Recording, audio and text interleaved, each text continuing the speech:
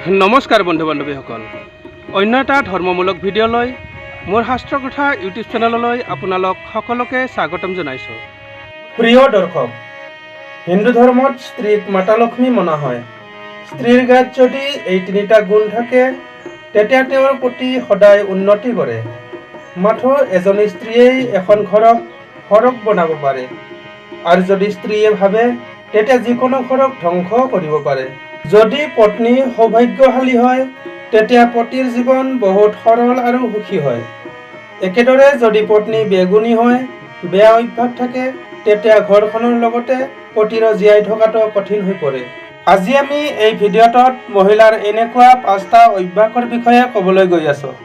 যদি কোনোবা স্ত্ৰীৰ এনেকুৱা অভ্যাস আছে তেনেহ'লে তেওঁ পতিৰ কাৰণে বহুত ভাগ্যশালী বুলি কোৱা হয়। কিছুমান স্ত্ৰী এনেকুৱা হয় যিয়ে বিয়া হোৱাৰ পিছত পতিৰ কাৰণে সৌভাগ্য আনে, আৰু কিছুমান স্ত্ৰী এনেকুৱাও হয় যিয়ে পতিৰ জীৱন দুখদায়ক বনাই দিয়ে। কোৱা হৈছে যে যি মহিলাই তেওঁৰ পতিৰ বাবে সৌভাগ্য আনে তেওঁ সৌভাগ্যশালী পত্নী বুলি কোৱা হয়। এফালে যদি সৌভাগ্যশালী গুণৱতী পত্নী আছে, ঠিক তেনেদৰে আনফালে কিছুমান এনেকুৱাও স্ত্ৰী আছে যাৰ নেকি বেয়া গুণেৰে ভৰি আছে। এনেকুৱা মহিলাই তেওঁৰ পতিৰ জীৱনত মাথো দুখ আৰু কষ্ট দিয়ে। আচাৰ্য চাণক্যৰ মতে যি মহিলা অত্যন্ত ক্ৰোধী, দুষ্ট স্বভাৱৰ, নিন্দা কৰা, মিছা কথা কোৱা, এলেহুৱা, টান কথা কোৱা, এনেকুৱা মহিলা তেওঁৰ পতিৰ কাৰণে অশুভ হয়। কিন্তু কিছুমান এনেকুৱাও পত্নী আছে যিয়ে তেওঁৰ পতিৰ ভাগ্য একেবাৰে সলনি কৰি দিয়ে।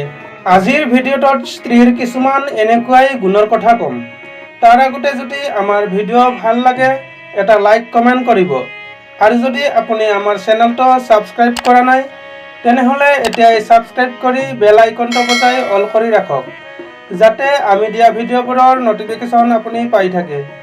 বন্ধু বান্ধৱী, যি স্ত্ৰীৰ গাত এনেকুৱা গুণ আছে তেতিয়া তেওঁৰ পতিৰ ভাগ্য ফুলাত কোনেও বাধা দি ৰাখিব নোৱাৰে। যি স্ত্ৰীৰ গাত এই গুণ পোৱা যায় তেওঁৰ পতিক বেছি কষ্ট কৰিব লগাত নপৰে। যদি আপোনাৰ পত্নীৰ গাতো এইবোৰ গুণ আছে তেনেহ'লে চিন্তাৰ কোনো কাৰণ নাই, এদিন নহয় এদিন আপোনাৰো ভাল দিন আহিব। বন্ধু বান্ধৱী, প্ৰথম গুণ ঈশ্বৰৰ প্ৰতি শ্ৰদ্ধা। আচাৰ্য চাণক্যৰ মতে যি মহিলা সঁচা মনেৰে সঁচা শ্ৰদ্ধাৰে ভগৱানক পূজা কৰে তেতিয়া তেওঁৰ প্ৰতি সদায় উন্নতি পথত আগবাঢ়ে। যদি সঁচা অন্তৰেৰে ভগৱানক আৰাধনা কৰা হয় তেতিয়া ঘৰত মাতা লক্ষ্মীৰ আৱাস নিশ্চয়কৈ হয়। সেইকাৰণে ঘৰত মহিলাসকলে ভগৱানৰ পূজা আৰাধনা সদায় কৰি থাকিব লাগে। বন্ধু বান্ধৱী, যি মহিলাৰ মনত দেৱী দেৱতাৰ প্ৰতি শ্ৰদ্ধা ভাৱ নাথাকে তেনেকুৱা স্ত্ৰীৰ প্ৰতি অধগতিৰ কাৰণ হৈ পৰে।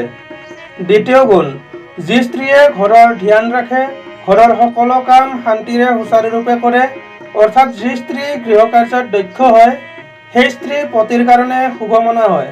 ইয়াৰ লগতে যদি দিনে ৰাতি পতিৰ সেৱা কৰি থাকে সেই স্ত্ৰীৰ পৰা মাতা লক্ষ্মী সন্তুষ্ট হৈ থাকে।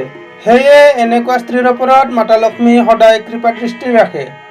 বন্ধু বান্ধৱী, তৃতীয় গুণ, যি স্ত্ৰী দুৱাৰত অহা যিকোনো গৰীব ব্যক্তিক খালী হাতেৰে যাব নিদিয়ে সেই স্ত্ৰীক স্ত্ৰীৰ ভিতৰত উত্তম স্ত্ৰী বুলি কোৱা হয়। সেই স্ত্ৰীৰ ঘৰ সদায় ধনেৰে ভৰি থাকে। যি মহিলাই দান ধৰ্মৰ ওপৰত বিশ্বাস ৰাখে তেনেকুৱা মহিলাৰ ঘৰত কেতিয়াও মাতা ৰাণী ধনৰ কমি পৰিব নিদিয়ে।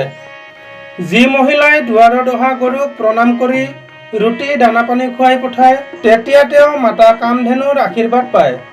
চতুৰ্থ গুণ, কটু বচন নকোৱা। যি মহিলাই তেওঁৰ পতিক ঘৰৰ ডাঙৰক কটু বচন নকয় অথবা তিতা টান কথাৰে তেওঁলোকক নিন্দা নকৰে তেনেকুৱা পত্নী সৌভাগ্যশালী বুলি কোৱা হৈছে। এনেকুৱা স্ত্ৰীৰ ওপৰত মাতা লক্ষ্মীৰ কৃপা সদায় থাকে। আচাৰ্য চাণক্যৰ মতে যি স্ত্ৰীৰ বাণী মধুৰ হয় তেওঁ অত্যন্ত সৌভাগ্যশালী হয়।